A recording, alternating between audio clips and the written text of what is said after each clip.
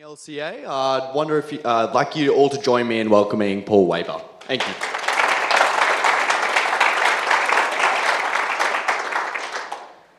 Thanks very much for that, and great to see everyone here. Thank you for coming along.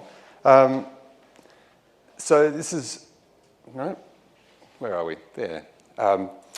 So I'm going to disappoint a few people in this talk by not actually telling you much about how I built the electric motorbike. That's kind of, I'm happy to talk at length. Come and see me in the corridor afterwards, or any time that I'm here. Happy to tell you that. I'm more focused on the battery management side and the data that I got out of it and how I learned to actually get, sort of understand that information. And I guess I'm hoping there that there's so many Internet of Things devices, weather stations, and monitoring devices that will send off data to the cloud or whatever. And it's nice to know what's in that data and be able to read it yourself rather than having to rely on some external service. So why did I start actually reading the battery management system at all? Well, because it ended up costing me money. I made a bunch of mistakes, and that was a bit costly. So a brief overview of the process of getting the motorbike running and using it. I got the bike registered in February 2014, and within 2 weeks I'd overheated the motor, which cooked one of the Hall effect sensors, and the controller just couldn't see where the motor was around in its cycle. One of those cells, or at least one, probably more than one, was now, after I'd let the battery then discharge, some of those cells are now going below once you've discharged a lithium iron phosphate cell or a lithium ion cell, you have lost some of its capacity. The chemistry in there has now changed to a form that cannot be changed back by recharging it. So some of my 60 amp hour cells are now maybe 30 amp hour cells or 3 amp hour cells. But I don't know which ones. It's a pain to take the motorbike apart. It would be kind of useful to at least know which side of the two banks that I was going to take apart. So what I wanted to know is some of that information is going to be which cell I actually need to replace, but some of it is also going to be just those sort of cool factors of how much power does it use when I'm going at 100k an hour, or answering the inevitable question that people ask of how far can you get on a charge. And really I don't want to just see that in real time, but I want a historic view so I can look back at my ride and say this is how much it cost me in power and even in money to go 20 kilometers. So just to talk a bit about the technology that I'm dealing here as a brief introduction to any sort of electric vehicle, you'll have a battery that feeds DC power into the motor controller, that feeds three-phase power into the motor, usually brushless DC or AC induction. And that's really great if you want to run the motorbike once and then throw the battery away. But usually you will have a rechargeable battery, so you need a charger and a battery management system. The battery management system then collects a bunch of different information, both to make decisions about running the battery management, such as, do I need to turn the charger off because one of those cells is now full? Or do I need to tell the rider, please limit your throttle usage because one of those cells is now empty? But also it records information about the long-term life of the battery, so you can see like long-term trends of the actual amount of amp hours you're getting out of your battery. So that's pretty much exactly what I want to graph. So here is the actual device that I ended up using, the lithium-8 Lite. It's got a bunch of connections for the actual bank monitoring. Each cell has a board across it, which in a series sends data through. You have these convenient twisted pair extension cables called Ethernet cables to plug them around. I actually really liked that reuse of the technology. It was kind of cool. On the right, in the green block, you've got a bunch of inputs and outputs so that you can have lights on your dash or inputs for power and things like that. And then you've got, at the bottom, you've got two load sensors, one for ammeters, one for how much power you're using when the device is in, the bike is in motion, and one for how much power you're getting when you're charging it. The lithium-8 Lite had a really good set of features. It was a pretty good choice at the time for the cost versus feature set. A lot of systems are cheaper, but they will just turn off your charger when something's gone too high, and that's it. You don't find anything else more about it. I wanted most of that information. The minor detail for me was that the monitoring and configuration was all done by this Windows program that ran on .NET 3.5, and then it stopped working because .NET updated itself and the program would just crash and I had no information. That's a little bit inconvenient, but what that really means is that it's configured by a USB port. So there's the USB port on the device. Let's see what happens when we plug something into it. Okay, well, it shows up as a RS-232 serial device. That's kind of nice.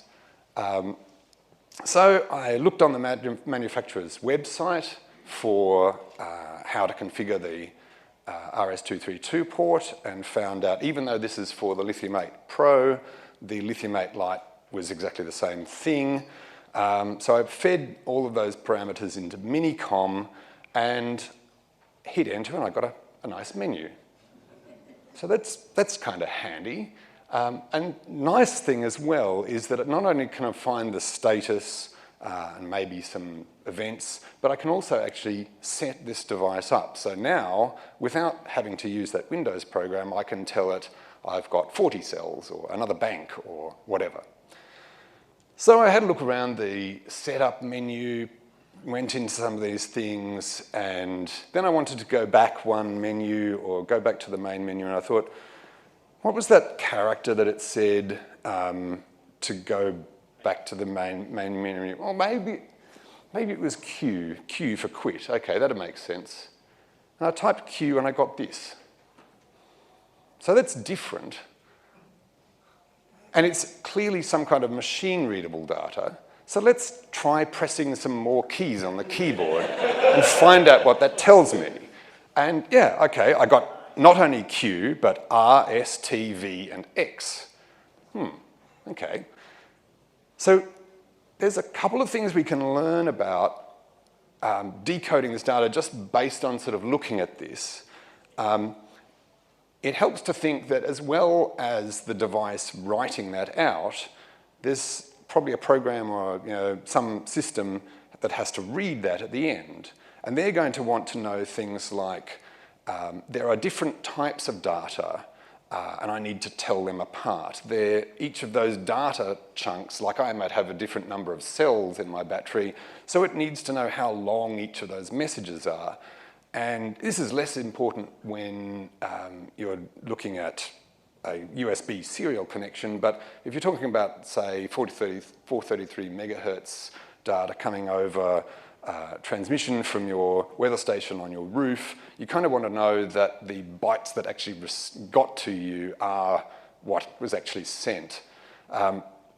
So we can make some guesses as to what these things mean. So the V is probably voltage. There's a bunch of delimiters at the start.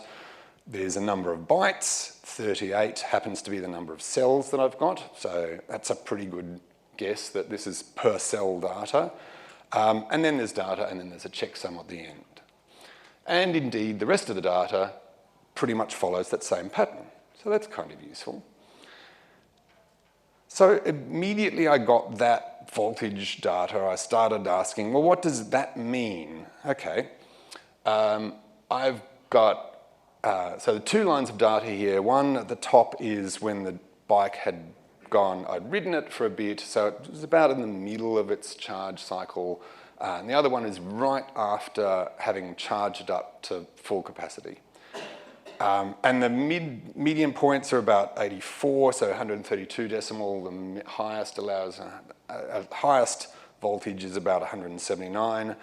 That's usually for lithium iron phosphate, that's about 3.65 volts, somewhere around there. So we can make some guesses. We could probably come up with a convenient X plus AY formula for calculating a linear series, but if you do that and you sort of look at the constants that come out, you work out that actually it's just the value in centivolts plus 2 volts. So it's actually 3.32 volts in the middle and 3.79 volts, a little high, but I can accept that, it's not gone mad. Okay, so I can now understand some of this. It's obviously time to write some code. I put it all on GitHub. This will probably be useful to no one except, I don't expect any of you to actually have a lithium-8 light, but just if you're purely for amusement or for anyone else that happens to want to decode this, it's there. I wrote a program to read that off the serial port, put it into different files and timestamp it so that I know when that actually happened.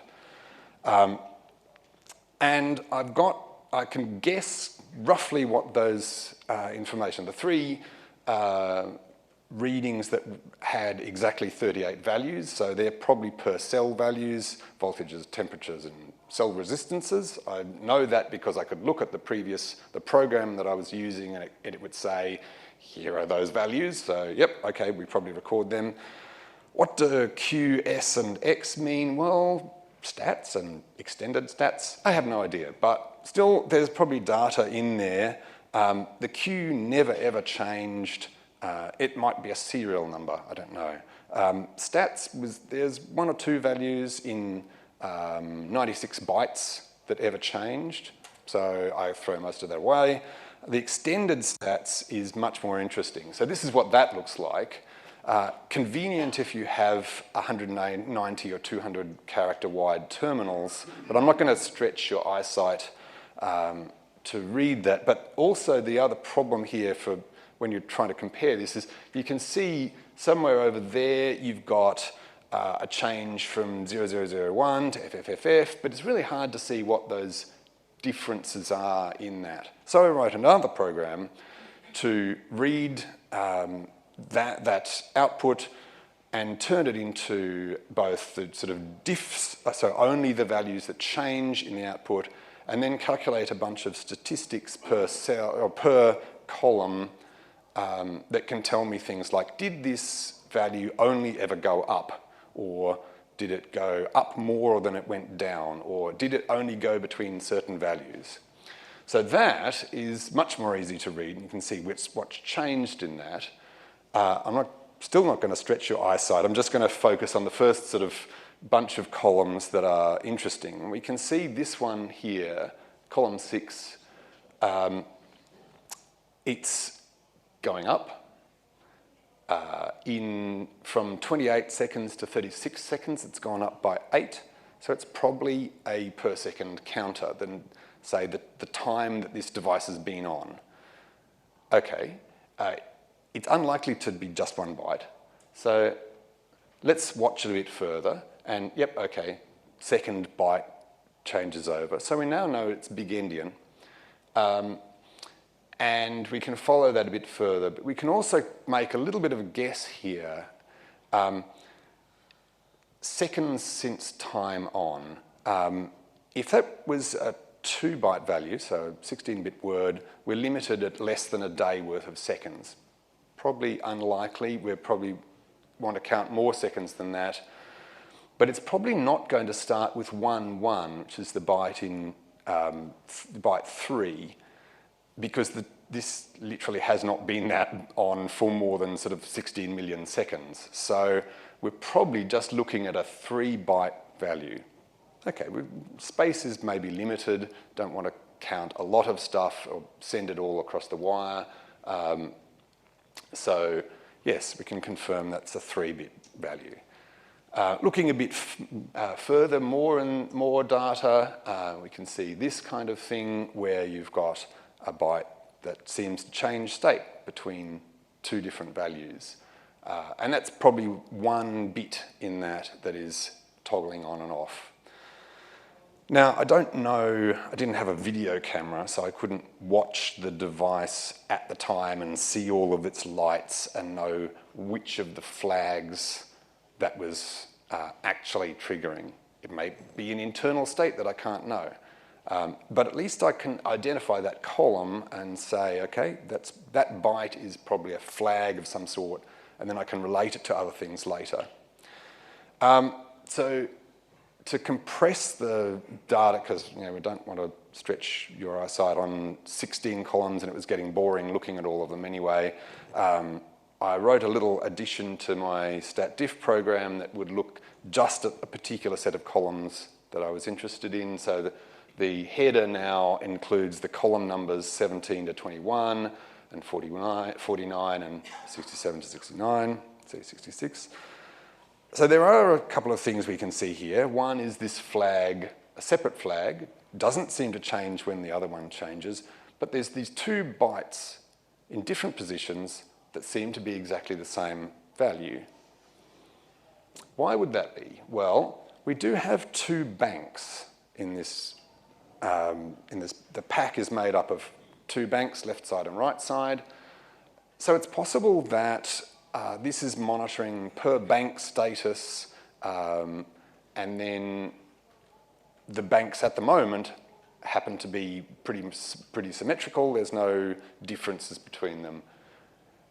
So that's a guess, okay. There's this column here, unlikely to be an unsigned value because it's unlikely to jump from 1 to 65,000. So it's probably a signed 16-bit integer. And just guessing here, it's probably likely to be amps, some kind of amp reading, because usually I could see from the software's gauges that the amp reading would suddenly fluctuate a little bit. Sometimes it would think that was a negative, just the usual voltage biases and differentials in the system. So we've learned a bunch of things about understanding our data now. It's useful to recognize the different types of data that you're going to see. I didn't have to deal with any IEEE floats. It's most likely to be, if you are going to get a float, you're probably likely to see that. But I would say for most devices, you're probably more likely to see some kind of fixed point value, and so something that looks like a signed integer or an unsigned integer. I didn't end up actually checking the checksums, which is lazy of me. That's another field of research. But there's a bunch of standard checksum algorithms that many bits of code implement to say, to calculate a checksum out of that. So you're probably likely to find one of those will already work. They're really unlikely to come up with their own magic self-coded checksum system. But who knows?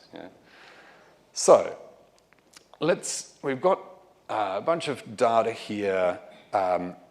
We know what the system looks like when it's just sitting on its stand with with me monitoring it. What can we do to find out more information about what data we have? Well, one of the things we can do is turn the charger on. And wow, okay, we've got a whole bunch of more data there. So we can see those values there. They immediately go negative. That's, so 8D, FF8B is about -114, okay. The battery charger puts out somewhere up to about 12 amps. So I'm guessing here that's probably amps divided by 10, or deciamps. We've got a new byte, a new bit that's changed in those column 21 and column 49. Okay, so we can probably say that bit 2 means I am now being charged, or the charge current is turned on. Still don't know what bit 1 is, but that's okay, we'll wait till later. And we can see this value here, these 3 bytes, suddenly start going down. Okay, and that's like a lot. Is it likely that we're looking at another 3 byte value here? Okay, well, it's possible, but we watch it for a bit, and no, it changes down to the 08, so that's probably a 4 byte value. In 1 minute, it went from 156 to 152. At a guess here, we're probably looking at depth of discharge because the battery has started out being used and we're pushing charge into it, so the amount of capacity that has been used is now going down. This is confusing though, because I've got a 60 amp hour pack, and it's unlikely that if that's say micro amp hours, that I've got 156 amp hours used. So I still don't know the units here, but at least I know which direction it's going. Okay. So we've charged the battery. We've learned a bunch of more information about what that's giving us. What else can we do with it? Well, we could take it for a ride. Okay, there's a lot more information too. We can see there's one little interesting factor here as well, is that we have a minute and 20 seconds where we get no readings at all. The convenience for that particular, or the FTDI serial chip, is that it's powered from the USB side. So even if the microcontroller that's talking to it isn't on, we at least see the device. So it doesn't disappear on us. I had a bit of code in there just to handle that in case, but it never had to be triggered. So during that, the good news is we haven't got random data or been told to shut the connection or something else. We still get, and none of our values have gone away again. We've got, so this side we can see we've gone from actually 0, 0, 0, 0, and we start incrementing that, so that depth of discharge counter is probably correct. We can also see here that you've got, remember we saw those 2 columns, so the 2 16-bit values that were both going negative when they were being charged. Now we only see one of those values changing.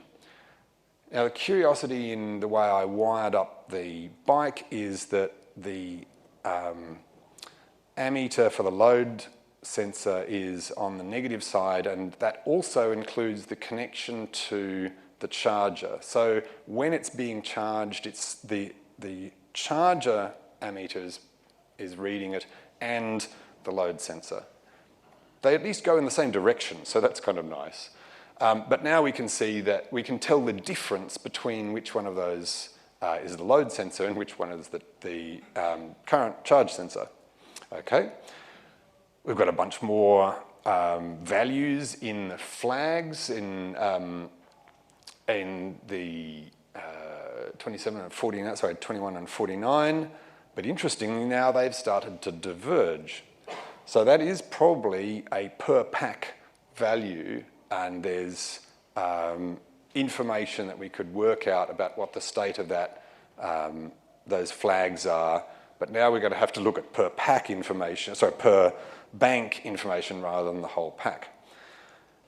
I also noticed that these 2 values are following each other.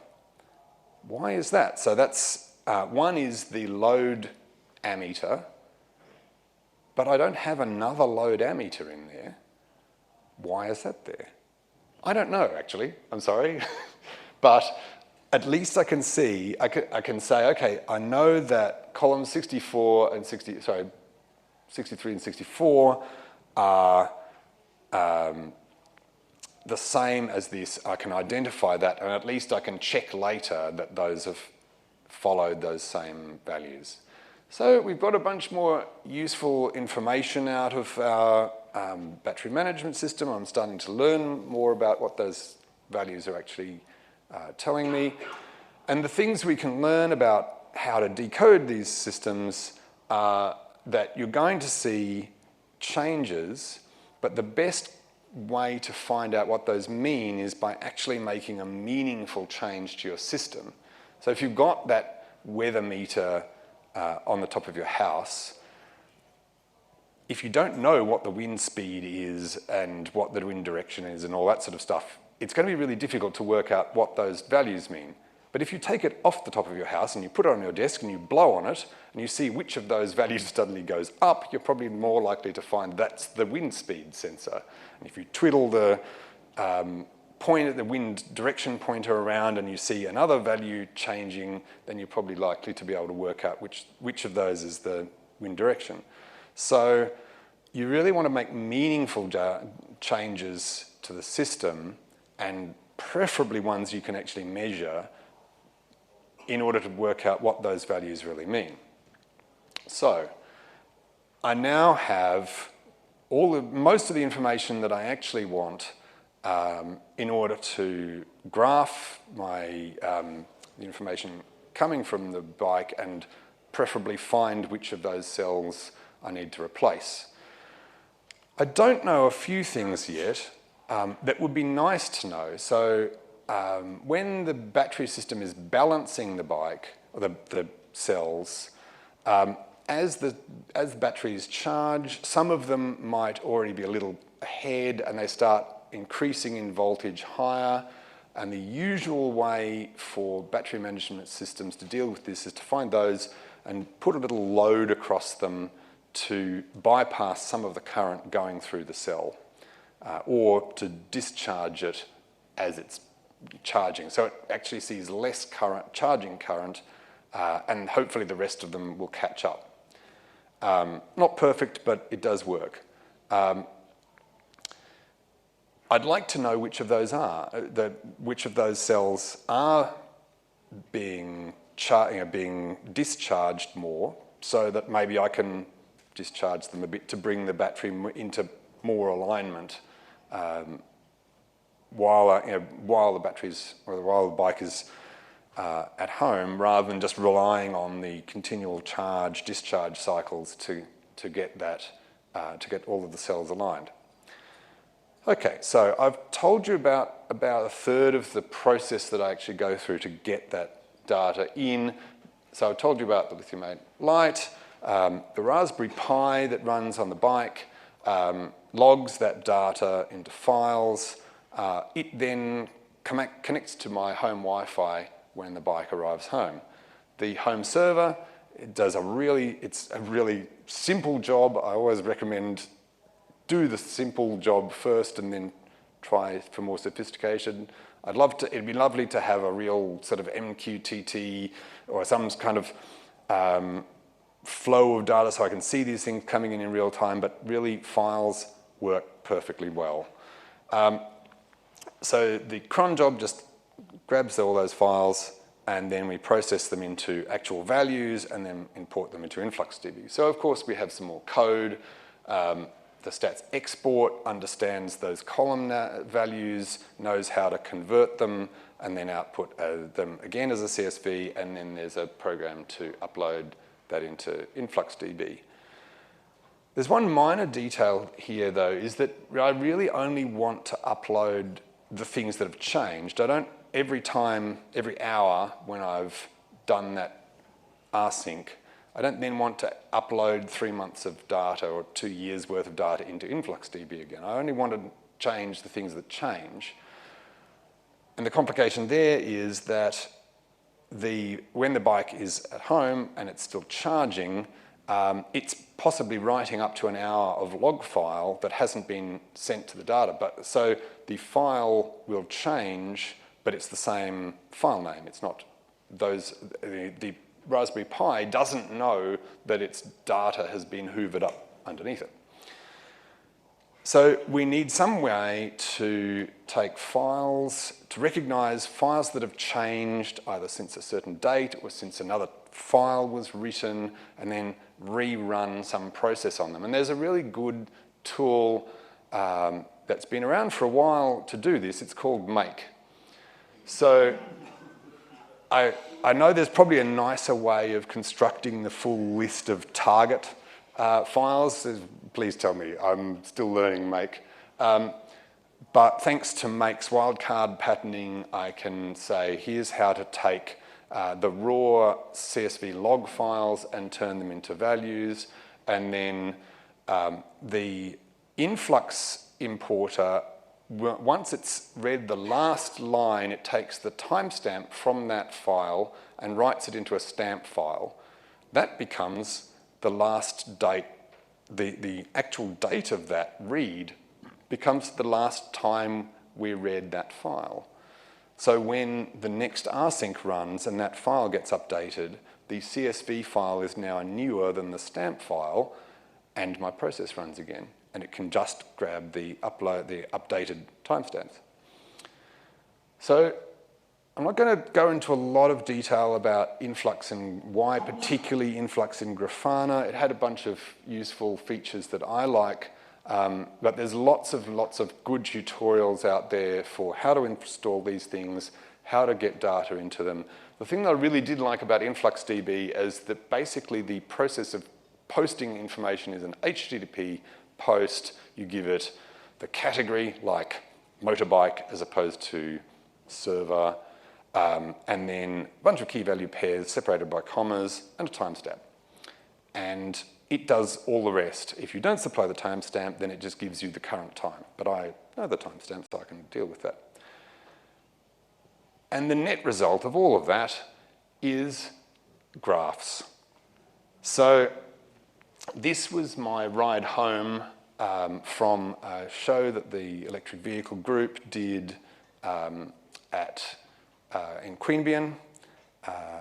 And I live in Cook, so while we're going home, the green line at the top is that amp hours used, or depth of discharge, and you see its scale is on the right, so it's going from about 28 up to about 43 amp hours used. And likewise, there's a percentage charged, which gradually goes down.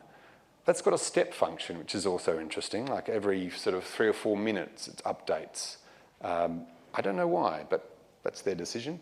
And you can see things like when I'm riding on the Monaro Highway at 100k an hour, the bike is drawing about 100 amps. While it's doing that, the voltage will dip down as thanks to Ohm's law, the voltage sags when you're drawing more current out of it.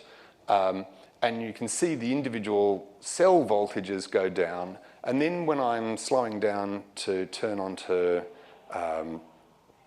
the road to the airport to go back home, the cell chemistry can recover some part of that. And there are also moments like when I'm approaching the turn off to go on Monaro Highway, where the bike is actually regenerating energy. It does regenerative braking.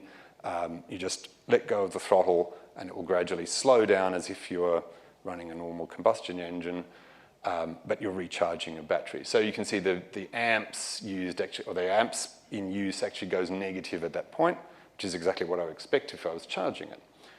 And you can see right at the bottom, behind everything is that line that says there's that one cell that is going lower than everything else, and it's going well below 2 volts.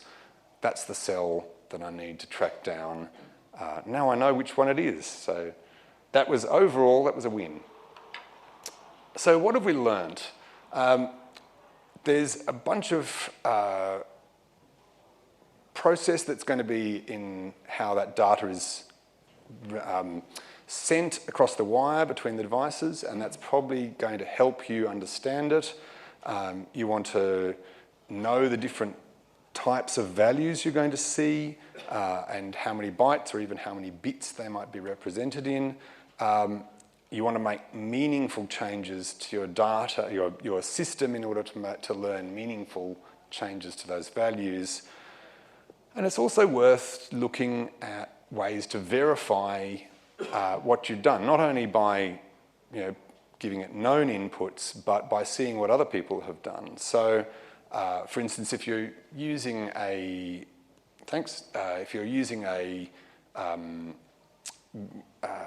weather station, 433 megahertz in the RTL SDR repository, there's a utility that understands like 80 of them already.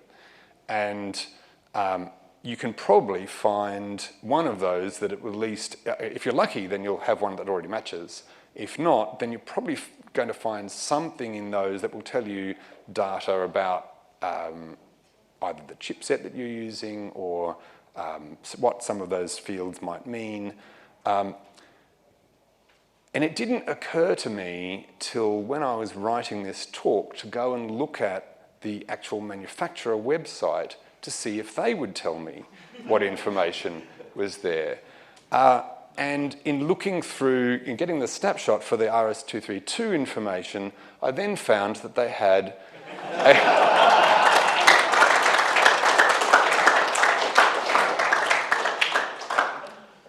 a whole bunch of information on what that data was. So, we have, and good news, I can confirm that yes, there are 3 bytes for the number of seconds since power on, and there's a bunch of status updates and a number of charge cycles, which I could verify as well. Minor detail is that this only gives me 32 bytes. And I had way more information in the 80 bytes from the extended data. So this is for the Lithium 8 Pro, and I'm guessing that the Lithium 8 Lite was just a sort of cut down version of that. But at least it gives me a bunch of ways of verifying at least my units or my guesswork about which direction what the flags meant. And it's nice to see the manufacturer actually telling you something. So I was able to get all of that working, produce nice graphs, and track down that cell voltage. So thank you.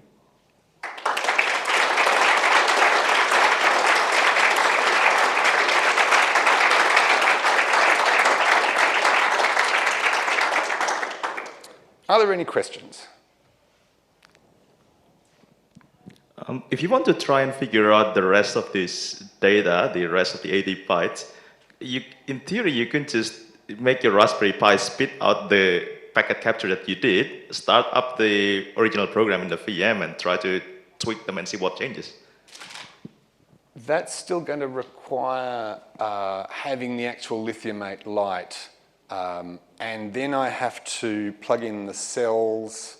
So at the moment, actually, I'll go to this as well so you can amuse yourself.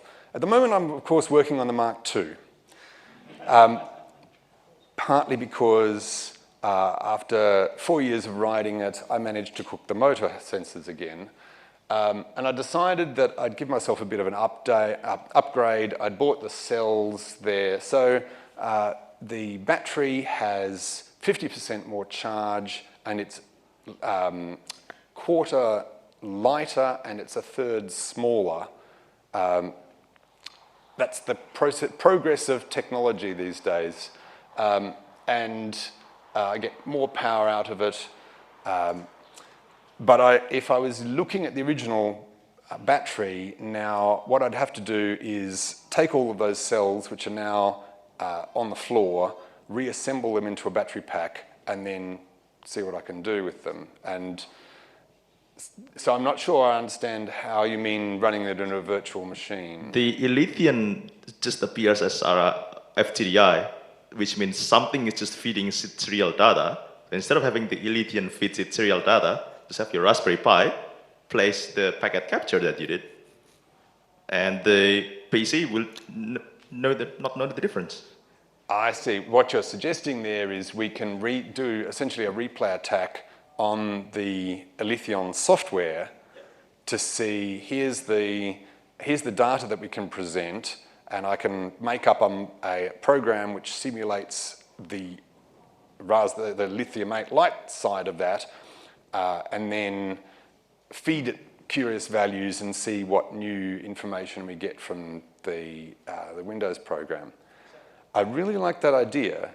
That's probably more than I want to do with it at this stage, but it is a perfect example of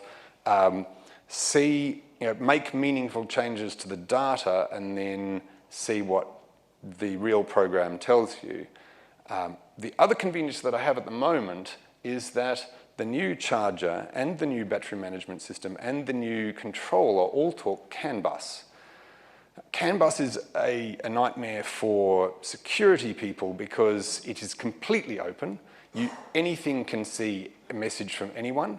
Any device can pretend to be anything. So any device on that network can now tell the controller, no, go at 100k an hour, or the charger to turn on or off or whatever. But at least with the Raspberry Pi, I can plug that in and it turns up as a network interface. So I can just use standard networking tools, and there's a whole bunch of other open source programs to be able to tweak that. So I think we had questions from Jamie and then a question from Kim. It's nice to see a manufacturer providing something. Have you tried feeding this back into the manufacturer? Maybe they could graph in real time on a bike or something like that. I haven't tried that.